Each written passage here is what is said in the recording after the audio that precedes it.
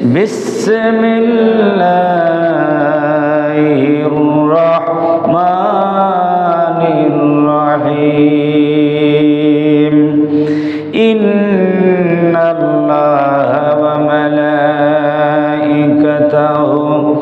ইউসাল্লুনা আলান নবী ইয়া আইয়ুহাল্লাযীনা আমানু সাল্লু আলাইহি ওয়া সাল্লিমু তাসলিমা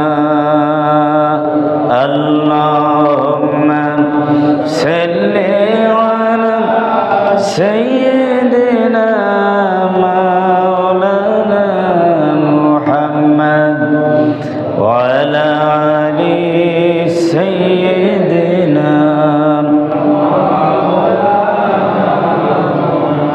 কুরআন ভরে মোহব্বতের সাথে পড়ি আল্লাহুম্মা সাল্লি আলা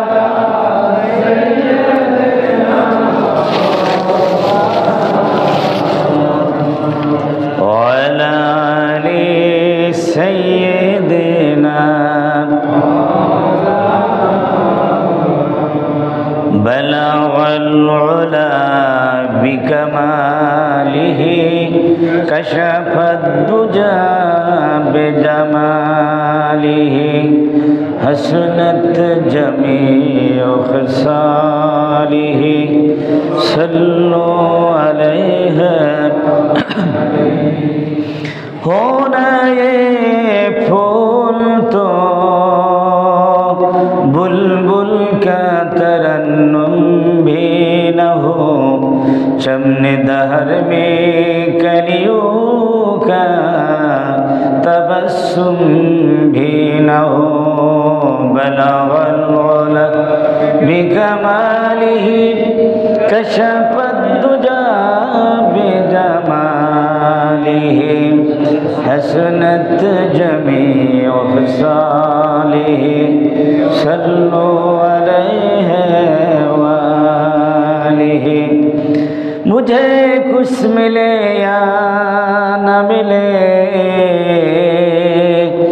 अगर मोहम्मद मिले यानी वो शय जिसे अल्लाह मिले बलगल उला बिकमालिही कशफद दुजा बिजमालिही हसनत जमीअ खसालिही सल्लु अलैहि।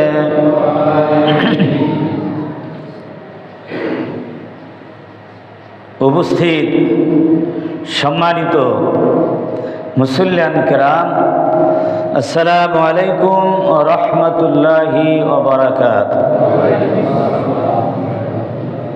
মহান রব্বুল ইজ্জাত ওয়াল জালালের শাহী দরবারে আমরা অত্যন্ত বিনয়ের সাথে অসংখ্য শুকরিয়া জ্ঞাপন করছি যে মহান আল্লাহ সুবহানাহু ওয়া তাআলা দয়া করে মায়া করে আমাদেরকে আজ পবিত্র জুমার দিনে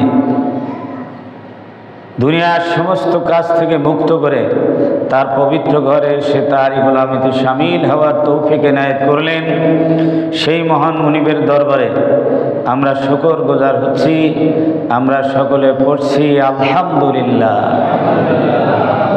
রব্বানা লাকাল হামদ হামদান কাসীরান তাইয়িবান মুবারাকান ফি ইয়া রাব্বি লাকাল হামদু কামা ইয়ানবাগি লিজালালি ওয়াজহিকা ওয়া আযীমি সুলতানিকা ইয়া রাব্বি লাকাল হামদু বিল ঈমান ওয়া লাকাল হামদু বিল ইসলাম ওয়া লাকাল হামদু বিল কুরআন ইন্নাকা খালাকতানা ওয়া রাযাকতানা ওয়া হাদাইতানা ইয়া রাব্বাল আলামিন।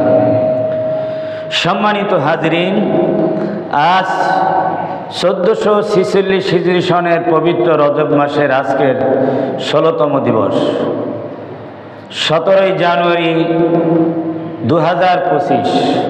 আজকের এই গুরুত্বপূর্ণ জুমার দিনে মহান আল্লাহ সুবহানাহু ওয়া তাআলা আকাশের নিচে জমিনের উপরে তার পছন্দের জায়গা পবিত্র ঘর মসজিদে এসে তারই গোলামিতে সামিল হতে পেরে আমরা মহান রবের দরবারে শুকরিয়া আদায় করে নিলাম, আলহামদুলিল্লাহ। আজ আমরা আলোচনার বিষয় নির্ধারণ করেছি বিশ্বনবী সাল্লাল্লাহু আলাইহি ওয়াসাল্লামের ঐতিহাসিক মেরাজুন নবী সাল্লাল্লাহু আলাইহি ওয়াসাল্লামের সাথে সংশ্লিষ্ট একটি বিশেষ নির্দেশনার উপরে আমরা আলোচনা করার প্রয়াস পাব ইনশাআল্লাহ। ওমা তৌফিকি ইল্লা বিল্লাহ আলাইহি তাওয়াক্কালতু ওয়া ইলাইহি উনীব। সম্মানিত হাজরিন, নবী করিম সাল্লাল্লাহু আলাইহি ওয়াসাল্লামের পবিত্র মেরাজ গোটা মুসলিম বিশ্বের জন্য শুধু একটি বিস্ময়কর ঘটনাই নয়, বরং মুসলমান জাতিকে সর্বোত্তম জাতি গঠনের অনুপম অনুপ্রেরণার এক চিরন্তন সীমাহীন উৎস। একটি জাতির শ্রেষ্ঠত্ব নির্ভর করে তাদের নৈতিক পবিত্রতা, চারিত্রিক মাধুর্য ও ধীরতা ও প্রযুক্তি বিজ্ঞানের জ্ঞানের গভীরতা, উৎকর্ষতা এবং সুশৃঙ্খল জীবন ও রাষ্ট্র ব্যবস্থার উপর। মেরাজুন নবী সাল্লাল্লাহু আলাইহি সাল্লাম আমাদেরকে সব গুণে গুণান্বিত করে। সম্মানিত হাজরিন, বিশ্বনবী সাল্লাল্লাহু আলাইহি সাল্লাম মক্কি জীবনের 13টি বছর তিনি অতিবাহিত করার পর আল্লাহ পাকের নির্দেশ মোতাবেক তিনি মদিনায় যখন হিজরত করলেন, এই মদিনায় নতুন একটি সমাজ এবং রাষ্ট্র বিনির্মাণের জন্য আল্লাহ সুবহানাহু ওয়া তাআলা তাকে কয়েকটি মূলনীতি দিলেন। সেই মূলনীতিগুলির সংখ্যা হচ্ছে 14টি। সূরা বনী ইসরাইলের 22 থেকে 39 নম্বর আয়াত পর্যন্ত আল্লাহ সুবহানাহু ওয়া তাআলা এই মূলনীতিগুলির আলোচনা করেছেন। সেসব বিষয় নিয়ে আমরা আজকের আলোচনা করব ইনশাআল্লাহ। এই মূলনীতিগুলোকে নবীজির আন্দোলনের ঘোষণাপত্র বলা যায়। মক্কি যুগের শেষ এবং মাদানী যুগের প্রারম্ভ লগ্নে এই ঘোষণাপত্র পেশ করা হয়েছে। এভাবে এক নতুন ইসলামী সমাজ ও রাষ্ট্রের বুনিয়াদ কোন ধরনের চিন্তামূলক, নৈতিক, তামাধ্যনিক, অর্থনৈতিক ও আইনগত মূলনীতির উপর রাখা হবে তা সারা দুনিয়ার মানুষ যেন জানতে পারে, সেই জন্য আল্লাহ সুবহানাহু ওয়া তাআলা এই নীতিগুলি তিনি কোরআনুল কারীমের মাধ্যমে নবী করিম সাল্লাল্লাহু আলাইহি ওয়াসাল্লামের উপরে অবতীর্ণ করেছেন। তারই আলোকে আল্লাহর নবী মদিনায় একটি সুখী, সমৃদ্ধশালী, নিরাপত্তাপূর্ণ, অধিকারপূর্ণ একটি সমাজ এবং রাষ্ট্র বিশ্বকে উপহার দিয়েছিলেন, যেই রাষ্ট্রের কথা আজও গোটা পৃথিবীর মানুষ স্মরণ করে। এবং সেই রাষ্ট্রের মতো আর দুনিয়ায় রাষ্ট্র গঠন হয় নাই। সেরকম একটি রাষ্ট্র যদি গঠন হয় আমাদের দেশে, তাহলে আমরা আপামর জাতি, ধর্ম, বর্ণ নির্বিশেষে সবাই আমরা শান্তিতে থাকতে পারবো ইনশাআল্লাহ। সম্মানিত হাজরিন, আমি ধারাবাহিকভাবে কোরআনুল কারীম থেকে সেই শান্তি প্রতিষ্ঠার 14টি মূলনীতির আমি আলোচনা করছি। 1 নম্বর, আমি প্রথমেই সেই 14টি মূলনীতির শিরোনামগুলি আমি বলে যাচ্ছি। 1 নম্বর, সার্বভৌমত্বের মালিক হবেন একমাত্র আল্লাহ তাআলা। সর্বাবস্থায় আল্লাহর বিধান মেনে চলতে হবে। 2 নম্বর মূলনীতি হচ্ছে মাতা পিতার আনুগত্য করা, এটা মানবাধিকারের মধ্যে পড়ে। 3 নম্বর মূলনীতি হলো নিকটাত্মীয়, প্রতিবেশী, এতিম এবং দুস্থ, নিঃস্ব মানুষ এবং পথিকদের অধিকার প্রতিষ্ঠা করা। 4 নম্বর হচ্ছে ব্যয়ের ক্ষেত্রে অপচয় রোধ করা। 5 নম্বর হচ্ছে ব্যয় ভারে ভারসাম্যতা রক্ষা করা।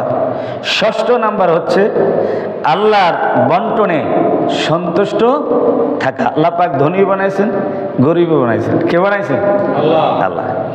7 নম্বর হলো অভাবের তাড়নায় অভুক্ত থাকার ভয়ে সন্তান হত্যা করা যাবে না। অষ্টম নাম্বার হলো জেনা, ব্যভিচার, অশ্লীলতা চিরতর পরিহার করতে হবে। নবম নাম্বার, অবৈধভাবে হত্যাকাণ্ড করা যাবে না।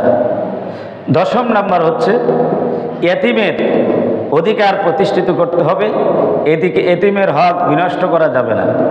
11 নাম্বার, ওয়াদা এবং চুক্তি পূরণ করতে হবে।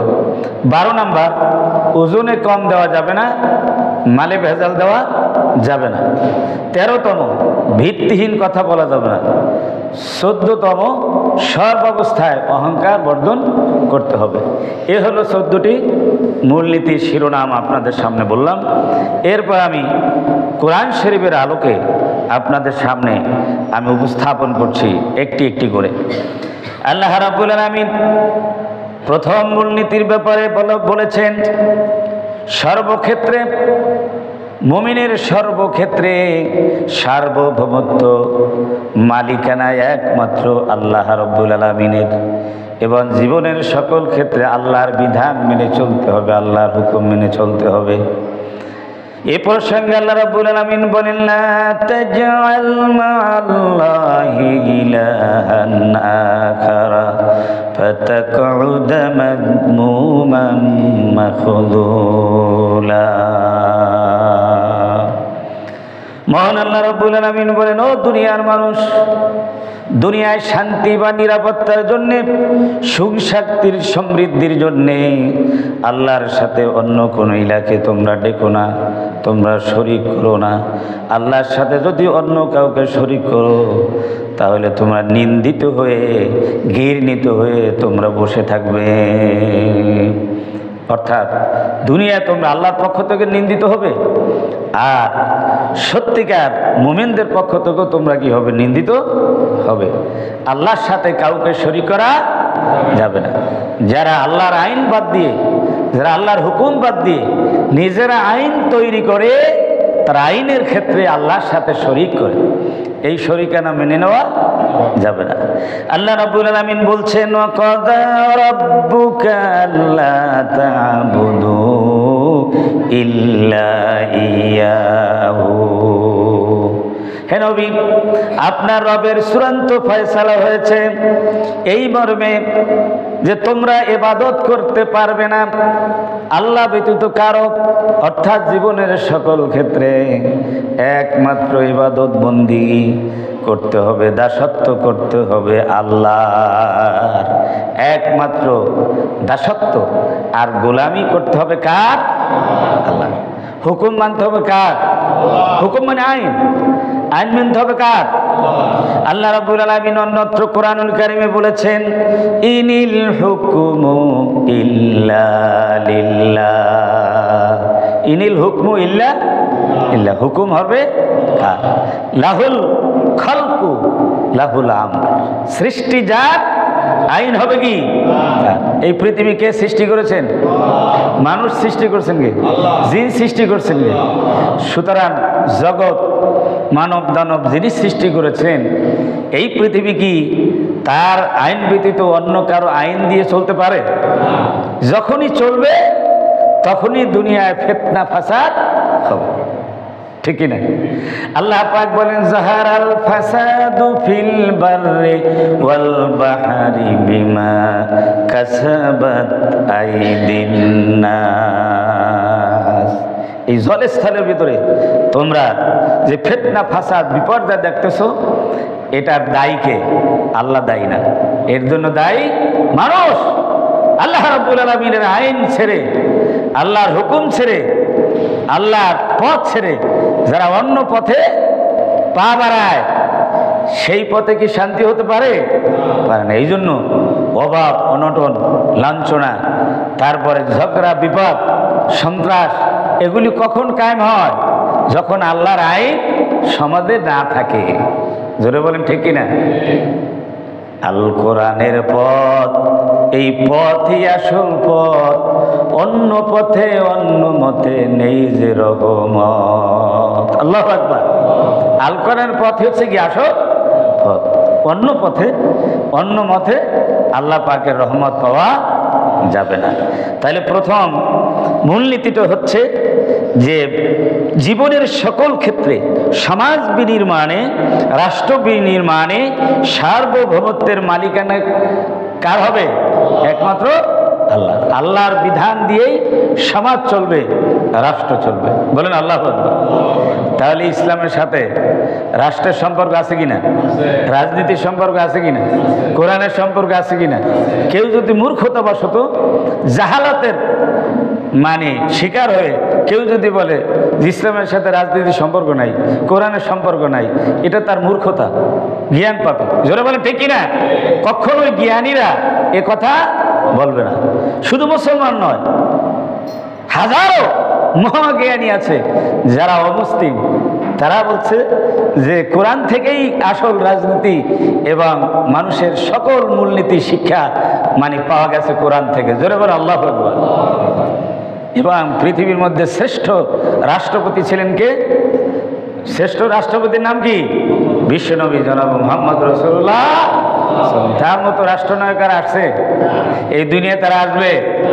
তাহলে রাষ্ট্র শাসন, রাজ্য শাসনের সাথে ইসলামের সাথে কোরআনের সাথে ওতপ্রোতভাবে জড়িত। বলেন আল্লাহু আকবার। ভাইরা আমার, শান্তি প্রতিষ্ঠার দ্বিতীয় মূলনীতি হলো মানব সমাজের মধ্যে, রাষ্ট্রের মধ্যে প্রথম ইউনিট হলো পরিবার। এই পরিবারের ভিতরে শান্তি প্রতিষ্ঠা হতে হবে আগে। জোরে বলেন ঠিক কিনা? পরিবারের মধ্যে শান্তি না থাকে তাহলে সমাজে শান্তি আসবে? সমাজে শান্তি না আসলে রাষ্ট্রে শান্তি আসবে?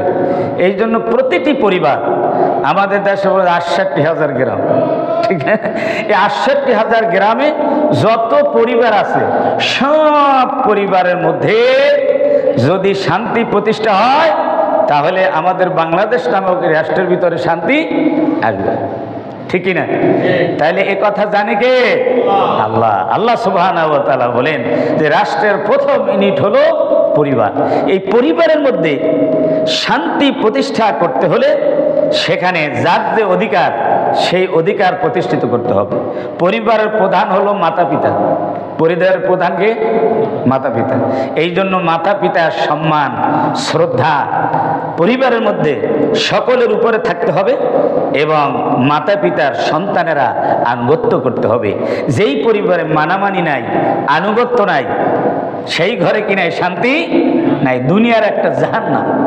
এই জন্যে আল্লাহ সুবহানাহু ওয়া তাআলা বলেন নবীর মাধ্যমে, কোরআন দিয়ে বলছেন আল্লাহ পাক, ওয়াবিল ওয়ালিদাইনি ইহসানা,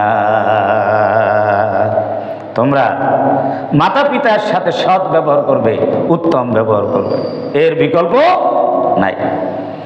إما يبلغن عندك الكبر أحدهما أو كلاهما। আল্লাহ রাব্বুল আলামিন বলছেন, যদি তোমাদের কারো নিকট তোমাদের মাতা পিতার একজন অথবা দুইজন বার্ধক্যে উপনীত হয়, ফালা তাকুল লাহুমা উফিউ ওয়ালা তানহারহুমা, তাদেরকে এমন কোনো শব্দ বলবে না যাতে করে উফ করে আফসোস করতে হয়, উফ করতে হয়, আফসোস করতে হয়, এমন কোনো কথা বলবে না। ওয়ালা তানহারহুমা, এবং তাদেরকে মাথা ঝাঁকুনি দিয়ে, ধমক দিয়ে তাদেরকে কথা বলবে না। ওয়াকুল লাহুমা কাওলান কারীমা, মাতা পিতার সাথে ভদ্রচিতভাবে, সম্মানিতভাবে, সুন্দর ভাষায় তাদের সাথে কথা বলবে, আদরণীয় ভাষা দিয়ে তাদেরকে ডাকবে। বলেন না সুবহানাল্লাহ। আমার ভাইরা, যেই ঘরের ভিতরে এরকম আনুগত্যশীল সন্তান থাকে এবং মাতা পিতার প্রতি শ্রদ্ধা, মহব্বত, ভালোবাসা থাকে, সেই ঘরের মধ্যে শান্তি বিরাজমান। এই জন্যে সমাজ এবং রাষ্ট্রের মধ্যে শান্তি প্রতিষ্ঠার জন্যে নিজ পরিবারের ভিতরে শান্তি প্রতিষ্ঠিত হতে হবে এবং মাতা পিতার আনুগত্য করতে হবে।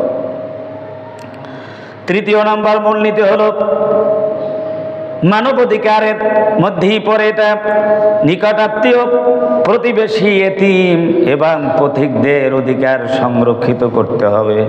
আমার ভাইরা, আল্লাহ রাব্বুল আলামিন বলছেন ওয়া আতি যাল কুরবা হাক্কাহু ওয়াল মিসকিনা ওয়া ইবনাস সাবিল। আল্লাহ রাব্বুল আলামিন বলছেন তোমাদের নিকট আত্মীয় এবং মিসকিন অসহায় পথিকদের অধিকার তোমরা আদায় করে দাও, তাদের হক তোমরা কি করো? আদায় করো। এই লক্ষ্যে যাকাত দেওয়ার পাশাপাশি নফল সদকা এবং ওয়াজিব এবং নফল সদকার বিধান মানে প্রণয়ন করা হয়েছে এবং মিরাজ যের আইন প্রণয়ন করা হয়েছে, অক্ষর নীতি প্রণয়ন করা হয়েছে, যাতে করে অর্থনৈতিকভাবে লোকেরা কি সমাজের ভিতরে অসহায় মানুষগুলি তারা উপকৃত হতে পারে এবং এতিমদের অধিকার সংরক্ষণের ব্যবস্থা করা হয়েছে, মুসাফিরের অধিকার সংরক্ষণের ব্যবস্থা করা হয়েছে। অনেক সময় দেখা যায় যে অনেক ধনী মানুষও যখন মুসাফির অবস্থা থাকে, সফর অবস্থায়, তখন অনেক সময় অভাবে পড়ে যেতে পারে, বিপদে পড়ে যেতে পারে। তাহলে তাদের যদি নৈতিকতার দাবিতে যদি মানুষ তার সাহায্যে এগিয়ে না যায়, তাহলে সেই ব্যক্তি অসহায় থেকে যাবে। সেই ব্যক্তি তো আপনি আমিও হতে পারি, কি বলেন ঠিক না? তাহলে সমাজের ভিতরে শান্তি প্রতিষ্ঠার জন্যে এই পথিকদের এতিমদের মানে অধিকার কি করতে হবে? সংরক্ষণ করতে হবে। এবং যারা মানে আত্মীয় স্বজন আছে, মেহমান হয়ে বেড়াইতে আসে, তাদের কমপক্ষে 3 দিন তাদের কি করতে হবে? মানে আদর যত্ন করতে হবে, আপ্যায়ন করতে হবে। এটা ইসলামের ব্যবস্থা, এটা নবী করিম সাল্লাল্লাহু আলাইহি সাল্লামের কি সুন্নাত। সুতরাং মানে এসবগুলি অধিকার প্রতিষ্ঠিত করা, এটা হচ্ছে 3 নাম্বার মানে মূলনীতি। সমাজ বা রাষ্ট্রের শান্তি প্রতিষ্ঠায় 3 নাম্বার মূলনীতিটা কি? যে নিকট আত্মীয়ের অধিকার আদায় করা এবং মিসকিন অসহায় এতিম বিধবা দুস্থ মানবতার অধিকার আদায় করা, পথিকদের অধিকার আদায় করা, মেহমানদের মানে অধিকার প্রতিষ্ঠিত করা। এভাবে করে সমাজের যত অসহায় মানে বিপদগ্রস্ত মানুষ আছে সকলের অধিকার প্রতিষ্ঠিত করা সামাজিকভাবে এবং রাষ্ট্রীয়ভাবে। তাহলে সেখানে শান্তি প্রতিষ্ঠিত হবে। কেউ খাবে তো কেউ খাবে না, এরকম হবে। তবে ছিনতাই করে না, চুরি করে না, চাঁদাবাজি করে না, ডাকাতি করে না, অপরের সম্পদ জোর করে ছিনতাই করে না। জোরে বলেন ঠিক না? অধিকার দিতে হবে নিয়মতান্ত্রিকভাবে, আইনগতভাবে এবার নিজ ইচ্ছায়, নিজ দায়িত্বে। বলেন আল্লাহু আকবার। এটা হলো 3 নম্বর মূলনীতি। সমাজ ও রাষ্ট্রের ভিতরে শান্তি প্রতিষ্ঠার জন্য 4 নম্বর মূলনীতি হলো অর্থনৈতিক ক্ষেত্রে অপচয় রোধ করতে হবে। আপনার সম্পদ আপনি অর্জন করেছেন, এই সম্পদ অর্জন করার বিষয়টা অর্জন করতে হবে হালাল পথে এবং ব্যয় করতে হবে কি হালাল পথে। এটা কিন্তু স্পেশাল 5টি প্রশ্নের মধ্যে, কিয়ামতের ময়দানে যে স্পেশাল 5টি প্রশ্ন হবে না, সেই প্রশ্নের মধ্যে 2টা প্রশ্ন হলো তুমি কোত্থেকে টাকা পয়সা সম্পদ অর্জন করেছো আর কোন খাতে তুমি কি করেছো, ব্যয় করেছো। এখানে 2টা প্রশ্ন, একটা হলো অর্জনের প্রশ্ন আর একটা হলো ব্যয়ের প্রশ্ন। তুমি চাকরি করেছো অথবা ব্যবসা করেছো অথবা বংশানুক্রমে পৈতৃক সন্তান তুমি সম্পদ পেয়েছো, যেভাবেই তুমি অর্জন করো না কেন সবটাই আল্লাহর দান। জোরে বলেন কার দান? আল্লাহর দান। সুতরাং আল্লাহর অর্ডার ছাড়া এটা কি করা যাবে না, ব্যয় করা যাবে না, ভিন্ন পথে ব্যয় করা যাবে না, অপচয় করা যাবে না। আল্লাহ রাব্বুল আলামিন তাই বলছেন ওয়ালা তুবাদ্দির তাবদীরা, তোমরা অপব্যয় করো না, অপচয় করো। অপব্যয় অপচয় এই দুটাই কি হারাম, সম্পূর্ণভাবে কি নিষিদ্ধ। ইন্নাল মুবাদ্দিরিনা কানু ইখওয়ানাশ শায়াতিন ওয়া কানাশ শাইতানু লিরাব্বিহি কাফুরা। অপচয়কারী আর অপব্যয়কারী হচ্ছে শয়তানের ভাই। আমরা কি শয়তানের ভাই হব? কেউ হতে চায়? আর শয়তান হলো আল্লাহ রাব্বুল আলামিনের অকৃতজ্ঞ বান্দা। আল্লাহ পাক তাকে অনেক সম্মান দিয়েছিল, কিন্তু সেই সম্মান সে রক্ষা করতে পারেনি। অহংকারী শেষ করে দিয়েছে। কিসে শেষ করছে? অহংকারী শেষ করছে, দাম্ভিকতা শেষ করে দিয়েছে। মুআল্লিমুল মালায়েকা হয়ে গেছিল, কিন্তু সেখান থেকে একদম গর্তে পড়ে সে মলুন অভিশপ্ত হয়ে গেছে চিরতরের জন্যে। কখনো তাকে ক্ষমা করা হবে না। গুনাহগারকে ক্ষমা করা হবে, কিন্তু এই শয়তানকে কখনো ক্ষমা করা হবে না। তো অপচয়কারী হচ্ছে শয়তানের কি ভাই, কারণ এক সময় সে মানে খরচ করতে করতে এমন হয়ে যাবে, এক সময় সে নিঃস্ব হয়ে যাবে। আবার যখন বেশি খরচ করার মানে মানসিকতা পয়দা হবে, যখন সম্পদ তার হাত থেকে ছুটে যাবে, তখন অন্যের সম্পদের প্রতি লোভ হবে, তখনই আসে চুরি, ডাকাতি, ছিনতাই, এইসবের ভাবনা। জোরে বলেন ঠিক কিনা? যখন মদ খাওয়ার অভ্যাস হয়ে গেছে, বেশি খরচ করার অভ্যাস হয়ে গেছে, বোয়াল মাছ খাওয়া, কোরাল মাছ খাওয়া আর কাতাল মাছ খাওয়ার অভ্যাস হয়ে গেছে, যখন হাতে টাকা নাই, তাহলে অপরের টাকা ডাকাতি করে, চুরি করে, ছিনতাই করে আনা ছাড়া তখন উপায় নাই। জোরে বলেন নাউজুবিল্লাহ। ইসলাম এটা সমর্থন করেন। আপনি ভালো খান, কুলু ওয়াশরাবু, কুলু ওয়াশরাবু ওয়ালা তুসরিফু, তুমি খাও, পান করো, কিন্তু অপচয় করো না। আল্লাহর দেওয়া নিয়ামত থেকে তুমি কি খাও। কেউ যদি তোমাদের কাছে কিছু চায়, তাহলে তাকে তোমরা সুন্দর ভাষা দিয়ে তাকে কি করবে? বিদায় করবে। ওয়া ইম্মা তুরিদান্না আনহুম ইবতাগা রাহমাতিম মির রাব্বিকা তারজুহা ফাকুল্লাহুম কাওলাম মাইসুরা। একজনে চাইছে, তাকে যে দিতেই হবে এমন কথা না, দিতে পারাটা অনেক উত্তম যদি আপনার পকেটে থাকে। যদি না থাকে তাহলে তাকে ধমক দেওয়া যাবে না, তাকে ধমক দেওয়া যাবে না। সুন্দর ভাষায় তাকে বিদায় দিতে হবে আর বলতে হবে যে ভাই এখন তো আমার কাছে নাই, যদি আসে, যদি হয় তাহলে তোমাকে আমি, ব্যবস্থা হলে তোমাকে আমি কি দিব। এই কথাটা বলাও কি একটা বিরাট উপকারের কাজ। তার মনে একটা প্রশান্তি পাইল যে আমাকে উনি তো ওয়াদা দিচ্ছেন যে যদি হয় তাহলে দিবে। আল্লাহ পাক হয়তো দিতেও পারে, এবার দিলে তো তাকে কি আপনি দিতে পারবেন। সুতরাং অপচয় করা যাবে না। যেই সমাজের, যেই রাষ্ট্রের মানুষগুলি সীমাতিরিক্ত অপচয় করে না, ভারসাম্যপূর্ণ অর্থ ব্যবস্থায় যারা সন্তুষ্টপূর্ণ, যাদের অর্থনৈতিক ব্যবস্থা ভারসাম্যপূর্ণ, তারা অবশ্যই মানে কখনো অভাবে পড়বে না, দুর্ভিক্ষ সেই সমাজে কি আসবে না। জোরে বলেন ঠিক কিনা আমার ভাইরা? এই জন্যে অপচয় করা যাবে না। অপচয়ের অনেক ধরন আছে। এক তো হারাম কাজ, হারাম মাল, আবার হালাল মাল হারাম কাজে ব্যয় করা, এটাও অপচয়। আবার হালাল মাল হালাল কাজে সীমা অতিরিক্ত করা, এটাও কি অপচয়ের মধ্যে কি শামিল। যেখানে লাগবে 5 টাকা আপনি খরচ করলেন 5000 টাকা, এটা তো ঠিক না। জোরে বলেন ঠিক কিনা? সুতরাং কি রাখতে হবে? সীমারেখা রাখতে হবে। এইটা গেল কয় নম্বর? 4 নম্বর। 5 নম্বর হচ্ছে এই অর্থনীতির সাথেই সংশ্লিষ্ট ব্যয়ভারের ক্ষেত্রে সাম্যতা রাখতে হবে, সামঞ্জস্যতা রাখতে হবে, ভারসাম্যতা রাখতে হবে। ভারসাম্য হারিয়ে ফেললে হবে না। এই জন্য আল্লাহ রাব্বুল আলামিন নির্দেশ দিচ্ছেন, ওয়ালা তাজআল ইয়াদাকা মাগলুলাতান ইলা উনুকিক ওয়ালা তাবসুতাহা কুল্লাল বাসতি ফাতাকুদা মালুমান মাহসুরা। আল্লাহ রাব্বুল আলামিন কি সুন্দর করে বলছেন, তোমার হাতকে এভাবে গর্দানের সাথে তুমি বন্ধন করে রেখো না, বেঁধে রেখো না। গর্দানের সাথে যদি কেউ হাত বেঁধে রাখে তাহলে সে হাত কি খুলতে পারবে? অর্থাৎ এমন মুষ্টিবদ্ধ হয়ে তুমি থেকো না, অর্থ যে ধরে রেখো না যে কাউকে তুমি কারোর জন্য তুমি খরচ করছো না, নিজের জন্য খরচ করে না, বউ পোলার জন্য খরচ করে না, আত্মীয় স্বজনের জন্য খরচ করে না, সমাজ ও রাষ্ট্র তো দূরের কথা। ধরে বলেন ঠিক কিনা? এরকম কিছু বকিল আছে না নাই? আল্লাহ পাক বলছেন এমন বকিলি কেন করো? এই সম্পদ দিয়ে তুই কবরে যাইতে পারবা?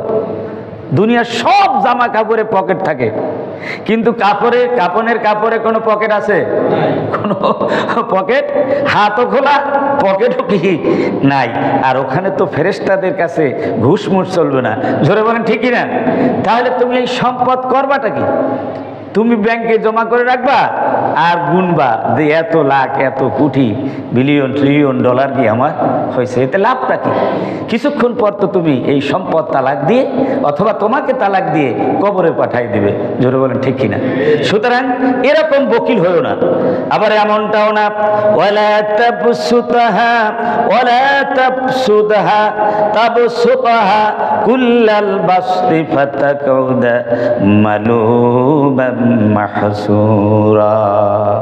আল্লাহ পাক নবীকে বলছেন, ও নবী, আপনি এমন আবার হাত খুলে দান করবেন না যাতে করে দান করার পরে এমন অভাব অনটনে পড়ে যাবেন, তখন আপনি আফসোস করতে থাকবেন আর বলতে থাকবেন, হায় রে আমি এতটা দান করলাম কেন, যদি না করতাম তাহলে তো এই অবস্থা হইতো না। জোরে বলেন ঠিক কিনা? তখন এই দানটা আপনার জন্য কি উপকার আসবে না ক্ষতির কারণ হয়তো? আপনি যদি আর একজনের কাছে আবার হাত পাততে হয়, আপনি দিলেন, আপনি দিয়ে আবার আর একজনের কাছে আপনি হাত পাততেন, এটা কেমন কথা? এই জন্য ভারসাম্যপূর্ণভাবে কি খরচ করতে হবে, দান করতে হবে।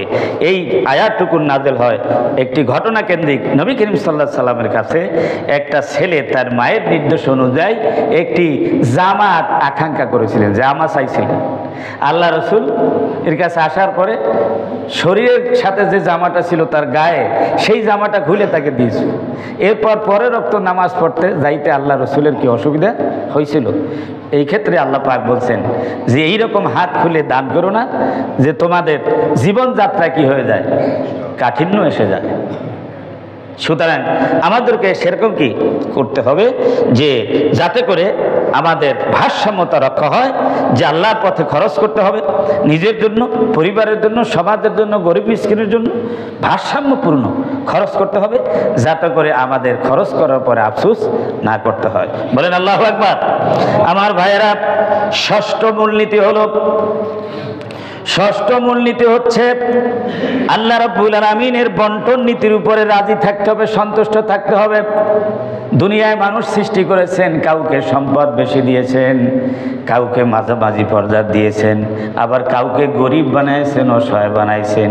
সব কিছু কার বিধান, কার নির্দেশ হয়েছে? এখন আমরা মানে ধনী হলে গরিবের প্রতি আমাদের যেন কিনা তুচ্ছতা ছিল না থাকে, আবার গরিব হওয়ার পরে আমাদের ধনীর সম্পদের প্রতি লোভ না হয়, এবং আল্লাহর বিধানকে অস্বীকার করে আল্লাহকে যেন আমরা গালমন্দ না করি, বরং সুখেও আলহামদুলিল্লাহ, দুঃখেও আলহামদুলিল্লাহ। আল্লাহ সুবহানাহু ওয়া তাআলা বলেন, ইন্না রাব্বাকা ইয়াবসুতুর রিজকা লিমান ইয়াশা ওয়া ইয়াকদির ইন্নাহু কানা বিইবাদিহি খাবীরান বাসীরা। আল্লাহ সুবহানাহু ওয়া তাআলা বলেন যে আল্লাহ রাব্বুল আলামিন রিজিক বন্টন করেছেন, কাউকে বেশি দিয়েছেন, কাউকে কম দিয়েছেন, সেটা সম্পূর্ণ আল্লাহর ইচ্ছাধীন। এবার আল্লাহ সুবহানাহু ওয়া তাআলা বান্দার অবস্থা সম্পর্কে তিনি মানে জানেন, অবহিত আছেন, এবং তিনি দেখেন যে কাকে দিতে হবে এবং কাকে দিতে হবে না। দুইজনকেই দুইটা পরীক্ষায় ফেলে দিয়েছেন। যাকে সম্পদ দিয়েছেন তাদেরকে শুকরের পরীক্ষায় ফেলে দিয়েছেন, আর যাকে সম্পদ বেশি দেন নাই, দারিদ্রতা দিয়েছেন, তাদেরকে আল্লাহ রাব্বুল আলামিন সবরের পরীক্ষায় ফেলে দিয়েছেন। জোরে বলেন ঠিক কিনা? সবরের পরীক্ষায় ফেলে দিয়েছেন। শুকরের পরীক্ষা করা কঠিন, পরীক্ষায় উত্তীর্ণ হওয়া কঠিন, আর সবরের পরীক্ষায় উত্তীর্ণ হওয়া কি কঠিন। তবে শুকরের চাইতে সবরের পরীক্ষায় উত্তীর্ণ হওয়া কি মানে সহজ। ইচ্ছে অনিচ্ছে সবর করতে হয়, ঠিক কিনা? আর সুখ পাইলে আল্লাহর নাম ভুলে যায়। যাদের সম্পদ বেশি তাদের ইবাদত বন্দেগী করতে কিছুটা ঝামেলা হয় কিনা?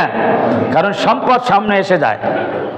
কয় মালের কি অভাব পড়ছেনি, খাদ্যের কি অভাব পড়ছেনি, রোজা না রাখলে ফিদিয়ে দিই তোমার কি। অনেকে মাসলা জিজ্ঞেস করতে, হুজুর কয় একটু শরীর খারাপ লাগে, ডাক্তারও একটু বলছে এখন যে রোজা না রাখে যদি কাফারা দিয়ে আদায় হবে। ওরে পাগল, আগামী বছর তুমি বাঁচবা কিনা বলতে পারো, ঠিক কিনা? একটুখানি সামান্য অসুখ হয়েছে, সেই জন্য তুমি ফিদিয়া দেওয়ার জন্য বুঝে রয়েছো। তা যাদের সম্পদ না থাকলে তো এই চিন্তা করতো না। ধরে বলেন ঠিক কিনা? ওই মরিবাসী আগামী বছর পাই কিনা আমি রোজা রাখবো, বলেন আল্লাহু আকবার। আবার তখন ইফতারি করে এক ঢোক পানি দিয়ে ইফতারি করাও যেমন জায়েজ আছে, আবার অনেক মানে ধরনের ফল ফ্রুট নাস্তা পানি দিয়ে মানে কি করা ইফতারি করাও জায়েজ আছে। তবে মানে অনেক ফল ফ্রুটের চাইতে এক ঢোক পানি খেয়ে যার কিছু নাই, এই রোজাদার ব্যক্তির স্বভাব বেশি হবে বলে আমি মনে করি। বলেন আল্লাহু আকবার। কারণ তার সাহারিও ভালো করে খাইতে পারে নাই, আর ইফতারি ভালো করে কি করতে পারে নাই। আল্লাহ সুবহানাহু ওয়া তাআলা বলেন, বান্দা তুই অপেক্ষা কর, আমি তোর জন্য পরকালে জান্নাতের ভিতরে এমন নাজ নিয়ামত রাখছি, সেই দিন তুই মনের শান্তি নিয়ে এবং তৃপ্তি সহকারে তুমি সেদিন খেতে পারবে এবং পান করতে পারবে। তাহলে আল্লাহর বন্টনের উপরে আমরা সবাই রাজি? কারা কারা রাজি? কারো কোনো মনে দুঃখ আছে? কোনো দুঃখ নাই। যাদের সম্পদ বেশি আছে নিচের দিকে তাকাও, উপর দিকে তাকাইও না, তাহলে খবর আছে না নাই? তাহলে একটা বাংলাদেশ হইব না, আরো কয়েকটা বাংলাদেশ লাগবে, ঠিক না? কারণ আল্লাহ রসুল বলছেন যে বনি আদমের দুই চোখ ভরবে শুধু মাটি দিয়ে, লোভের চোখ কিছু দিয়ে ভরা যায় না। আর যাদের সম্পদ নাই তারাও নিচের দিকে তাকাও, সবসময় নিচের দিকে তাকাইতে হবে, ঠিকই না? নিচের দিকে। যে আমি তো এক বেলা খাইতে পারি, আর একজনের দুই বেলাও খাইতে পারে না। আমার তো দুইটা হাত আছে, আর একজনের একটা পা নাই, ঠাং নাই। তাহলে শুকরিয়া আদায় করতে হবে কার? সুখেও আলহামদুলিল্লাহ, দুঃখেও আলহামদুলিল্লাহ। ইচ্ছা অনিচ্ছায় হুকুম মানতে হবে কার? আল্লাহ। সপ্তম নাম্বার মূলনীতি হলো সমাজ ও রাষ্ট্রের শান্তি প্রতিষ্ঠার জন্য আল্লাহ রাব্বুল আলামিন তিনি বিধান দিলেন। সপ্তম বিধান হলো সন্তান হত্যা করা যাবে না। সন্তান হত্যা করা যাবে না। অনেকে আছে দারিদ্রতার ভয়, সুখ শান্তির ভয়, আনন্দ ফুর্তির ভয়, তারা মানে সন্তান নিতে চায় না। এই জন্য মামার বাড়ির সম্পদ মায়েরে কইলেই আইনে দিব। জোরে বলেন ঠিকই না? সন্তান নেওয়া না নেওয়া ইচ্ছাধীন না। অনেকে অনেক ধরনের ফ্যামিলি প্ল্যানিং করে থাকে যদিও, কিন্তু এটা একটা মনোতুষ্টি। আপনি মনে মনে মন কালা খাচ্ছেন, কিন্তু দেওয়ার মালিক কে? আরো জোরে বলেন কে? আপনি কি বিশ্বাস করেন আল্লাহ রাব্বুল আলামিন কত কোটি মানুষ সৃষ্টি করার জন্য আল্লাহ পরিকল্পনা করছেন? সেই পরিকল্পনার মধ্যে আপনি প্রতিবন্ধকতা সৃষ্টি করবেন মানুষের তৈরি এই মানে সুনিপুটি এই সমস্ত প্ল্যানিং দিয়ে? তা কি সম্ভব? হ্যাঁ, মা মিন ওয়াসামাতিন ইল্লা ওয়াহিয়া কায়না। হাদিস যে কোনো প্রাণী আল্লাহ পাক সৃষ্টি করার জন্য ইচ্ছা করছেন, অবশ্যই এই পৃথিবীতে আসবেই আসবে। তুমি যদি এই প্ল্যানিং করো, আল্লাহ পাক তোমার সন্তান হওয়ার পথ বন্ধ করে দিবে। বলেন নাউজুবিল্লাহ। তখন তোমার সম্পদ খাইবে কুকুরে আর বিড়ালে আর সন্ত্রাসীরা। জোরে বলেন ঠিক কিনা আমার বন্ধুগণ? তাহলে সন্তান হত্যা করা যাবে না। ওয়ালা তাকতুলু আওলাদাকুম খাশিয়াতা ইমলাক নাহনু নারযুকুহুম ওয়া ইয়্যাকুম ইন্না কাতলাহুম কানা খিতাআন কাবীরা। আল্লাহ পাক বলছেন, ওয়ালা তাকতুলু আওলাদাকুম, তোমাদের আওলাদকে সন্তানকে হত্যা করো না। খাশিয়াতা ইমলাক, দারিদ্রতার ভয়, অভাবের ভয়, ক্ষুধার ভয়, যে সন্তান বেশি হইলে আমরা তো পেট ভরে খাইতে পারবো না। আল্লাহ রাব্বুল আলামিন অভয় দিলেন, নাহনু নারযুকুহুম, আমি ওই সন্তানদের খাদ্য জোগাড় করে দিব, ব্যবস্থা করে দিব, ওয়া ইয়াকুম, আর তোমাদেরটাও ব্যবস্থা করে দিব। বলেন আল্লাহু আকবার। ওবে দুআইকুম ওবে দুআফাইকুম তুরযাকুন। হাদিস শরীফ আসছে, তোমাদের দুর্বল লোকদের কারণে তোমাদের রিজিক দেওয়া হয়। সুবহানাল্লাহ। আরে আমরা যা করি, আমরা কি রিজিক পাবো? আমরা রিজিক পাই কেন জানেন? ওই যে ঘরে অসহায় নারীরা আছেন, ছোট্ট ছোট্ট বাচ্চারা আছেন, যারা কোনো উপার্জন করতে পারে না, তাদের জন্য কিন্তু আমাদেরকে চাকরিতে বরকত দিচ্ছেন, ব্যবসায় বরকত দেওয়া হচ্ছে। বলেন আল্লাহু আকবার। তা নইলে আমরা যা করি তাতে রিজিক পাওয়ার কি যোগ্য আমল আমরা করতে পারছি না আমার বন্ধুগণ। সুতরাং সন্তান হত্যা করা যাবে না। কপাল পোড়া মুসলমান বলে দুটি সন্তান হলে আর একটি নয়। বলেন নাউজুবিল্লাহ, বলেন নাউজুবিল্লাহ। আবার কিছুদিন পর একটা বেরোয়ছিল, একটি থাকলে আর একটাই নাকি যথেষ্ট। ওই পোলাটা যদি মরে যায় তখন তো তোর কপাল হাতে কি, হাতে মানে কপালে হাত দিয়া তুমি কপালে হাত চাপড়াবা, হাত মারবা, কোনো আফসোস করলে কোনো কাজ হবে? আমার বাস্তব জীবনে এরকম কয়েকজন ব্যক্তিকে দেখেছি যাদের একটা সন্তান ছিল আমার সাথে সংশ্লিষ্ট, সেই রকম ব্যক্তি মানে জীবনের এক পর্যায়ে এসে সেই সন্তানটা মারা গেছে। সন্তান থেকে যখন কিছু ফল ভোগ করার সময় হয়েছে, সেই সময় সন্তান দুনিয়ার থেকে চলে গেছে, আর বার্ধক্য অবস্থায় তার বাপ মা বেঁচে আছে। তাহলে এর চাইতে আর অসহায়ত্ব কিছু থাকতে পারে? জোরে বলেন পারে? বলবেন যাদের সন্তান নাই তাদের, এটা আল্লাহর বিধান, আল্লাহই তাদেরকে কি তার পরিকল্পনা মাফিক তাদেরকে কিভাবে চালাবেন সেই ব্যবস্থা করে দিবেন। বলেন আল্লাহু আকবার। সন্তান দেওয়ার মালিক কে? এই জন্য নবীজি বলেছেন তাজাব্বাজুল উদুদাল উলুদা, তাজাব্বাজুল উদুদাল উলুদা, সহিহ হাদিস। তোমরা বিবাহ করো যেই নারী স্বামী ভক্তি করে বেশি, যেই নারী বেশি সন্তান প্রসব করে। আছে না? অনেক গাছে বেশি ফল ধরে আর অনেক গাছে ফল ধরে না, ফল ধরে কম, আছে কি না? তাহলে এগুলি একটা সমাজের ভিতরে রেওয়াজ আছে না, কোন গাছে ফল ধরে বেশি সেই ফল গাছ মানুষ লাগায় না, বেশি লাগায় না। আল্লাহ রসুল বলেন যেই নারী ফল ধরবে বেশি, অর্থাৎ যে সন্তান প্রসব করবে বেশি, তাকে বিয়ে করো। আর যে স্বামী ভক্ত সেই রকম নারীকে বিয়ে করো। স্বামী ভক্ত কেমনে বুঝবেন? তার খবর নিতে হবে, তার মায়ের স্বামীর সাথে কেমন ব্যবহার করে, স্বামীর থুয়ে কোনো বয়ফ্রেন্ডের সাথে যায় কিনা, হ্যাঁ বেড়াইতে যায় কিনা, একা একা অফিস থেকে আউট হয়ে যায় কিনা। আজকাল তো অনেক মহিলা নিজের হজ করা শুরু করে দিচ্ছে, উমরা করা শুরু করে দিচ্ছে, স্বামীও লাগে না আর মোহরমও লাগে না। জোরে বলেন ঠিক কিনা? এইসব হজ আর উমরা করলে গোমরা হয়ে যাবে। জোরে বলেন নাউজুবিল্লাহ। আমার বন্ধুগণ, বলছিলাম যে কি বলছি, যে সন্তান হত্যা করা যাবে না, ভয়ে সন্তান হত্যা করা যাবে না, সন্তান নিতে হবে। নবী করিম সাল্লাল্লাহু আলাইহি ওয়াসাল্লাম ফাইন্নি আল্লাহ রসুল বলছেন যে আমি তোমাদের মানে আধিক্য দিয়ে, সংখ্যার আধিক্য দিয়ে আমি কি করব? গর্ব করব কিয়ামতের ময়দানে। বলেন আল্লাহু আকবার। যদি আমার উম্মত বেশি হয় তাহলে আমি কিয়ামতের ময়দানে আল্লাহর দরবারে আমি গর্ব করতে পারবো, সমস্ত নবীদের মধ্যে আমার উম্মত বেশি। আর আপনি যদি সন্তান না নিতে চান তাহলে উম্মত বেশি হবে না কম হবে? তাহলে নবীর ইচ্ছের উপরে আঘাত করলেন আর এদিক দিয়ে নবীর নাম শুনে চুমা খাইলেন। পাগলে কিনা কয় আর ছাগলে কিনা খায়। যারা বলেন ঠিক কিনা? নবীর নাম শুনে চুমা খাবেন আর সন্তান নিবেন না, নবীর ইচ্ছার উপরে আঘাত করলেন। ভালো মুসলমান হতে পারবেন না, আশিকে রসুল হতে পারবেন না। এরপরে সমাজ ও রাষ্ট্রের শান্তি শৃঙ্খলার জন্য আল্লাহ রাব্বুল আলামিন মূলনীতি দিলেন, অষ্টম মূলনীতি, জিনা ব্যভিচার এবং অশ্লীলতা পরিহার করতে হবে, তার ধারে কাছেও যাওয়া যাবে না। ওয়ালা তাকরাবুজ জিনা ইন্নাহু কানা ফাহিশাতাও ওয়া সাআ সাবিলা। জিনা ব্যভিচারে নিকটবর্তী হবে না। জিনা ব্যভিচার তো দূরের কথা, জিনা ব্যভিচারে নিকটবর্তীও হবে না। এটা হচ্ছে একটি অশ্লীল ফাহেশা কাজ, আর এটা একটা হচ্ছে খারাপ পথ। এই ক্ষেত্রে জিনা ব্যভিচারের অপবাদকে ফৌজদারি অপরাধ হিসেবে গণ্য করা হয়েছে। এর জন্য বিচারের ব্যবস্থা করা হয়েছে। সমাজ থেকে এটা চিরতরে উচ্ছেদ করার জন্য পর্দার বিধান দেওয়া হয়েছে।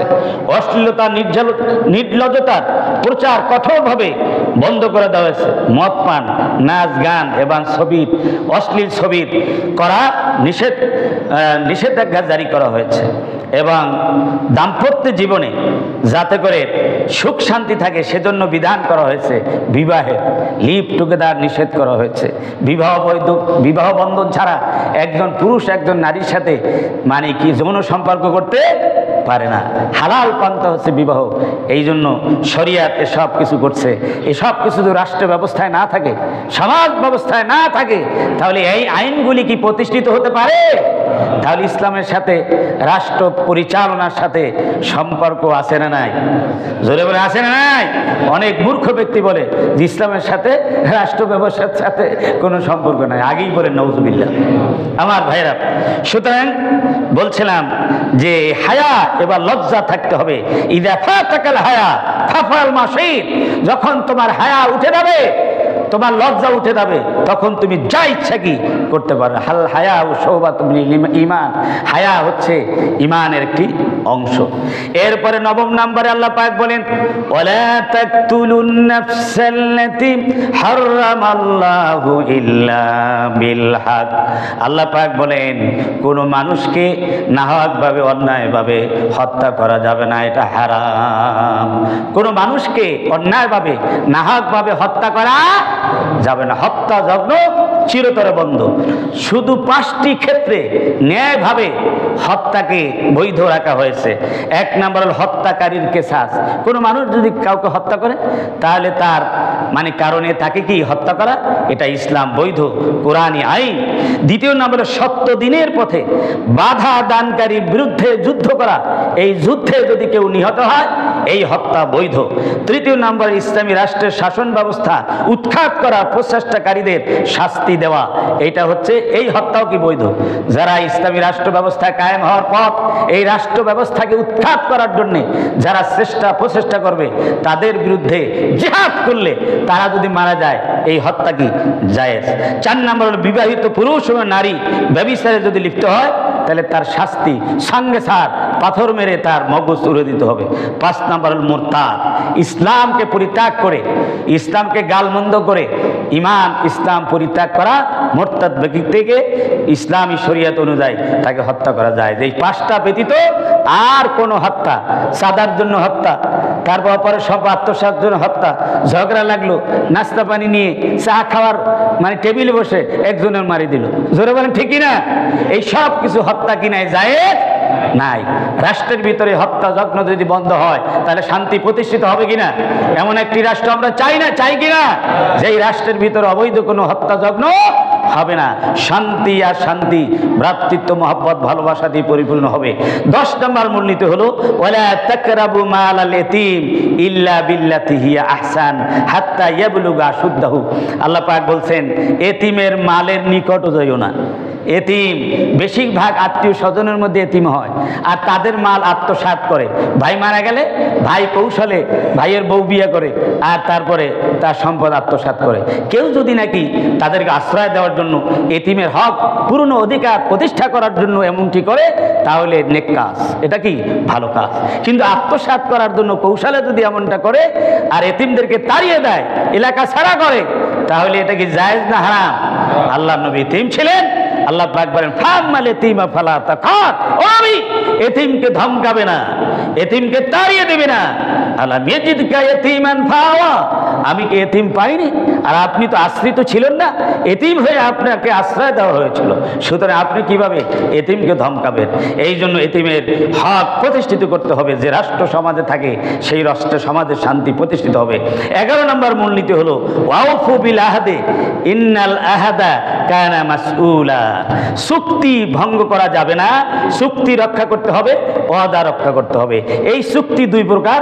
আল্লাহর সাথে চুক্তি, লা ইলাহা ইল্লাল্লাহ বলে আমরা চুক্তি করেছি, ইমানের ব্যতিরেকে ইমান ব্যাহত হয় এমন কাজ করা যাবে না।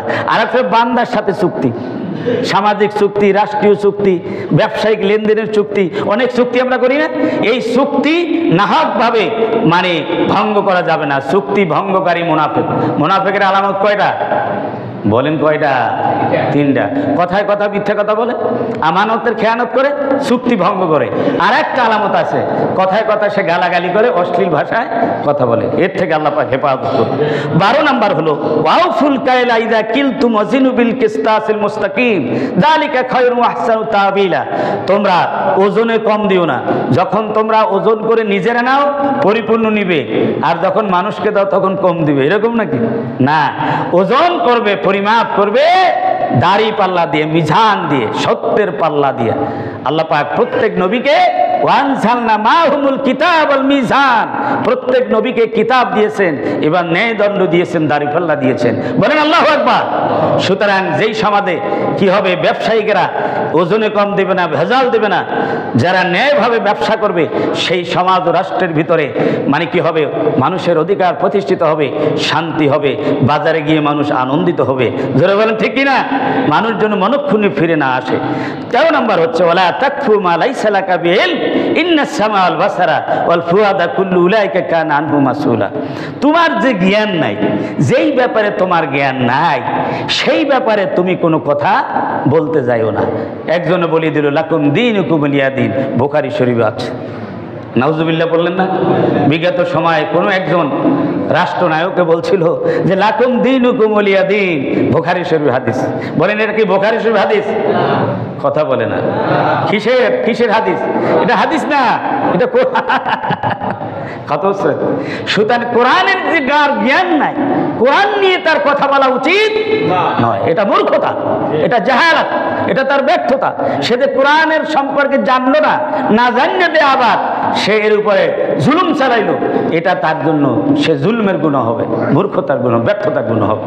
সুতরাং না জানিয়ে আন্দাজ দেয়া, কারো ব্যাপারে কোনো মন্তব্য করা যাবে না। সর্বশেষ যেটা, সেটা হলো ওয়ালা তামশি ফিল আরদে মারাহা ইন্নাকা লান তাখরিকাল আরদা ওয়ালান তাবলুগা জিবালা তুলা। আল্লাহু আকবার।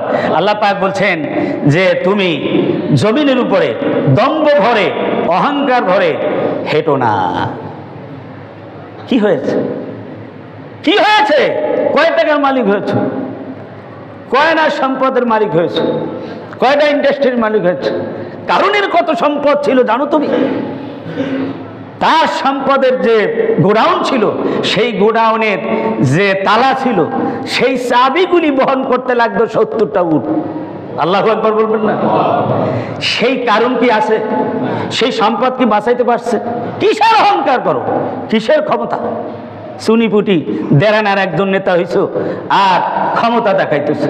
জোরে বলেন ঠিক কিনা? তোমাদের থেকে কত ক্ষমতা ধরকে আল্লাহ রাব্বুল আলামিন জমিনের ভিতরে চিরদিনের জন্য ধসিয়ে দিয়েছেন, যাদের কোনো নাম পাত্তা নাই।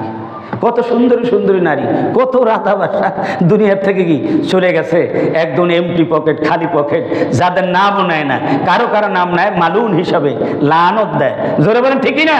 তুমি কি লানতের ভাগী হতে চাও? অহংকারী করে থেমে দাও, সাবধান। আল্লাহ পাক বলে ওয়ালা তামশি ফিল আরদে মারাহা, জমিনের ভিতর অহংকার করে হেঁটো না। ইন্নাকা লান তাখরিকাল আরদা ওয়ালান তাবলুগাল জিবালা তুলা। চেয়ে দেখো আমার কত বড় বড় আকাশ ছোঁয়া পাহাড় তৈরি করে রেখেছি। এই পাহাড়ের উচ্চতা কি তুমি ছাড়িয়ে যেতে পারবে লাফ দিয়া? আর 7 জমিন তৈরি করে রেখেছি, তোমার পায়ে কি এত শক্তি হয়েছে পা দিয়ে আঘাত করে জমিয়ে তুমি ফাটিয়ে দিয়ে তুমি নতুন কিছু আবিষ্কার করবে? পারবে? জোরে পারবে? আরে একটা রাস্তা করতে গোটা জাতির ঘাম বেরিয়ে যায়। জোরে বলেন ঠিক না? আর তুমি অহংকারী করো, একবার পাতলা পায়খানা আর 2 বার যদি কি বমি হয়, তাহলে তোমার ঠিকানা কোথায়? হাসপাতালের আইসিইউর বেডে। জোরে বলেন ঠিক না? 1000 পাওয়ারই সেলাইন লাগায় রাখবে, আর মশা মাছি আনাকুম আর জানাকুম করবে। আত্মীয় স্বজন, বন্ধু বান্ধব, নেতা কর্মীরা পাশে বৈশা ইন্নালিল্লাহ পড়বে না, আলহামদুলিল্লাহ পড়বে না, সুবহানাল্লাহ পড়বে, এই চিন্তায় তারা অস্থির। জোরে বলেন ঠিক না? কখন জানি বেটার পরাণ বাইরে যায়। সুতরাং কিসের অহংকার? অহংকার আজই ছেড়ে দিতে হবে। কারো কোনো অহংকারী করা যাবে না। অহংকার করা রাইট কার? আরো জোরে কার? আল কিবরিয়া উরিদাই ওয়াল আজমতে জারি। আল্লাহ পাক বলেন অহংকার আমার চাদর আর বরাত্ব আমার লুঙ্গি। চাদর আর লুঙ্গির দৃষ্টান্ত কেন দিয়েছেন? মানুষের সব পোশাকের চাইতে এই 2টা পোশাক শরীরের সাথে বেশি লাগিয়ে থাকে। চাদর গায়ে দিলে জড়ায় থাকে না, পুরা শরীর ঢেকে যায়, আর লুঙ্গি লজ্জাস্থান ঢেকে পুরা শরীর ঢেকে যায়। সুবহানাল্লাহ বলেন। এই দুইটা যদি সরায় নেয় তাহলে মানুষের আর কোনো অস্তিত্ব থাকবে? একদম উলঙ্গ। আল্লাহ পাক হাদিসে কুদসির ভিতরে এই দৃষ্টান্ত দিয়েছে, অহংকার হলো চাদর, আমার চাদর, কুদরতি চাদর। আর বরাত্ব, তুমি বরাত্ব দেখাবে, গর্ব করবে, আমার লুঙ্গি, এই দুইটাকে নিয়ে যে টানাটানি করবা, খবর আছে কাযাবতুহু ফিন্নার, তাকে আমি জাহান্নামে নিক্ষেপ করে চাবই। জোরে বলেন নাউজুবিল্লাহ। সুতরাং অহংকার করা যাবে না। অহংকার ছাড়বেন। অহংকার ছেড়ে না দিলে আপনার কোনো ইবাদত কবুল হবে না। আল্লাহ বন্ধুগণ, পবিত্র মেরাজের সাথে সংশ্লিষ্ট শান্তি প্রতিষ্ঠার 14টি মূলনীতি আপনাদের সামনে উপস্থাপন করছি। যেই মূলনীতিগুলি আল্লাহ রসুল মক্কা থেকে মদিনায় হিজরত করার পর সূরা বনী ইসরাঈলের 22 নম্বর আয়াত থেকে 39 নম্বর আয়াত পর্যন্ত বিস্তারিত বর্ণনা করেছেন। এই 14টি মূলনীতির আলোকে আমাদের সমাজ এবং রাষ্ট্র যদি বিনির্মাণ হয়, তাহলে এই সমাজে রাষ্ট্রে শান্তি আসবে নিঃসন্দেহে।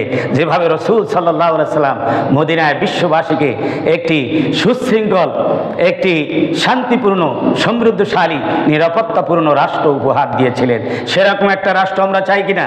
আল্লাহ সুবহানাহু ওয়া তাআলা আমাদেরকে চাহিদা অনুযায়ী দয়া করে দান করুন। সকলে আল্লাহুম্মা আমিন।